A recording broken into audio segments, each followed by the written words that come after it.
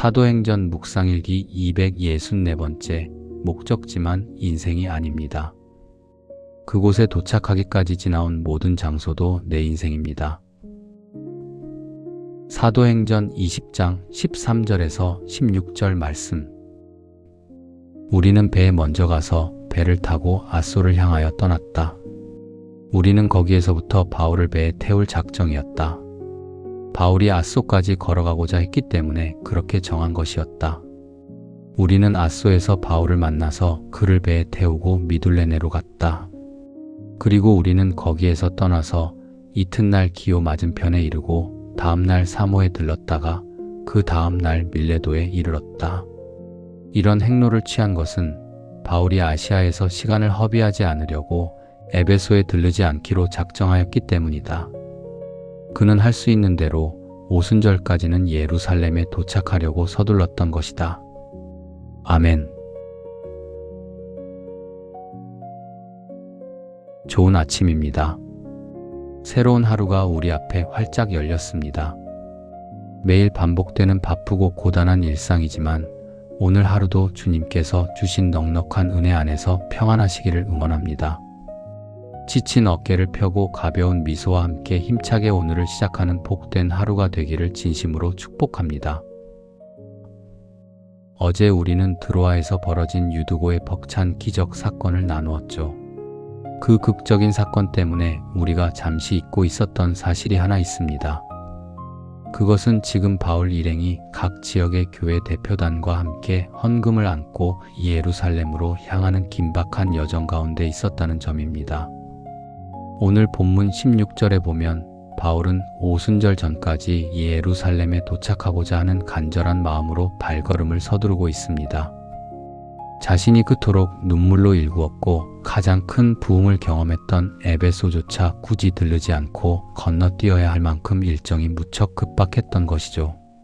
그런데 그 긴박한 상황과는 다르게 오늘 본문을 가만히 들여다보면 이야기의 흐름이 조금 느슨하게 느껴집니다. 본문에는 앗소에서 시작하여 미둘레네, 기오, 사모, 그리고 밀레도까지 우리에게는 이름조차 생소한 수많은 지역들이 하나하나 상세하게 나열되고 있기 때문입니다. 참고로 지금 일행은 조금이라도 빨리 가고자 육로 대신 배를 이용해 귀향길에 올랐습니다. 당시 여객선보다는 주로 화물선을 타고 이동했던 시대적 상황을 고려한다면 아마도 본문에 언급된 낯선 지역들은 배가 짐을 싣고 내리기 위해 정해진 경유지였을 것으로 보입니다. 그럼에도 불구하고 누가가 기록한 이 여정은 마치 개인의 꼼꼼한 여행 일지를 적어 내려가듯 너무나 세세합니다.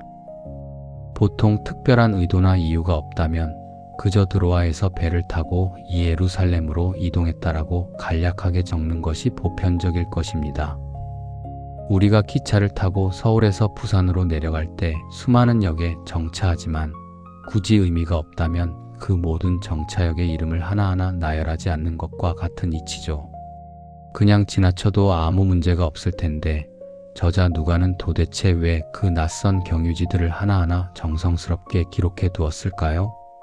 그 숨은 의미가 무엇인지 너무 궁금해서 몇 가지 주석과 신학책들을 뒤적여 보았습니다. 하지만 그 어디에서도 속 시원하고 뚜렷한 해석을 찾지는 못했습니다. 어쩌면 성경을 묵상하는 저의 과민한 반응일까요? 그럼에도 제 마음에는 이 세밀한 기록이 유독 특별한 메시지로 다가왔습니다. 영화를 보다 보면 아주 의미심장한 장면들이 있죠.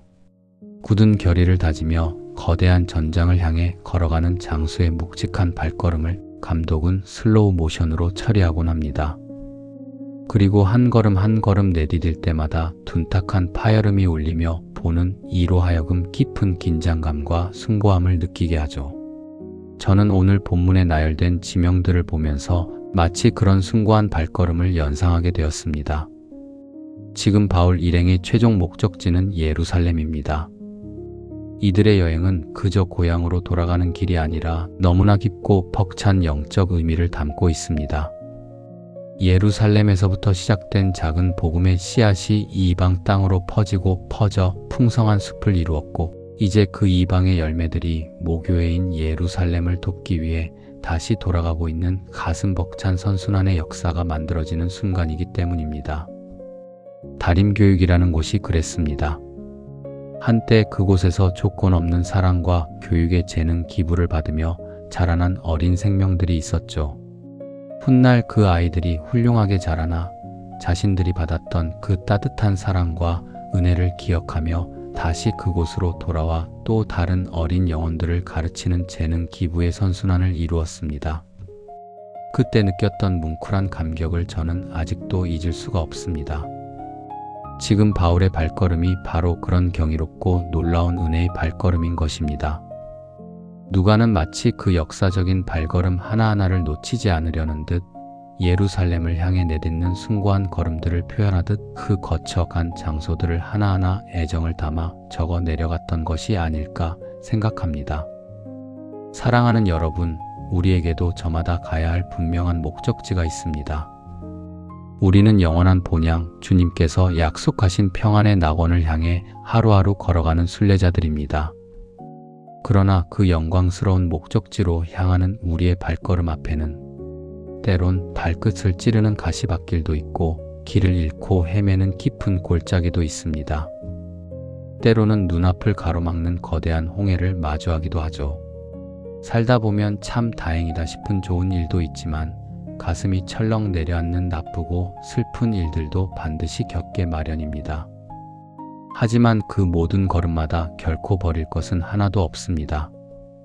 기억조차 하고 싶지 않은 쓰라린 실패의 순간이라 할지라도 그 눈물의 시간이 있었기에 결국 오늘에 이르기까지 그 어떤 것도 불필요한 것이 없음을 고백해야 합니다. 우리가 걸어온 모든 걸음마다 주님의 선하신 의미가 담겨 있고 우리를 빚어 가시는 귀한 쓰임이 있습니다. 목적지만이 우리 인생의 전부가 아닙니다. 그곳에 도착하기까지 우리가 눈물로 땀방울로 지나온 그 모든 평범한 장소와 시간들 또한 우리의 눈부신 인생입니다. 그러니 오늘 내가 걷고 있는 이 고단한 일상의 자리도 사랑해 주십시오. 지금 나의 길을 걷는 모습이 어떠하든지 그 길이 얼마나 울퉁불퉁하든지 상관없습니다. 그 길을 걷는 나는 반드시 목적지에 가게 될 것입니다. 그러니 혼신을 다해 걷는 지금의 나를 축복하고 응원해 주세요. 때론 지치고 막막해 보여도 그 작은 걸음들이 하나하나 모여 우리가 가야 할 온전한 길을 만들어냅니다. 그렇게 나를 다독이며 한 걸음씩 묵묵히 나아가는 그 길의 끝에는 마침내 주님께서 두 팔 벌려 환영해 주실 영원한 낙원이 우리를 기다리고 있을 것입니다. 오늘 하루도 여러분이 딛는 모든 평범한 발걸음 속에 주님의 따뜻한 위로와 평안이 가득하시기를 진심으로 축복합니다.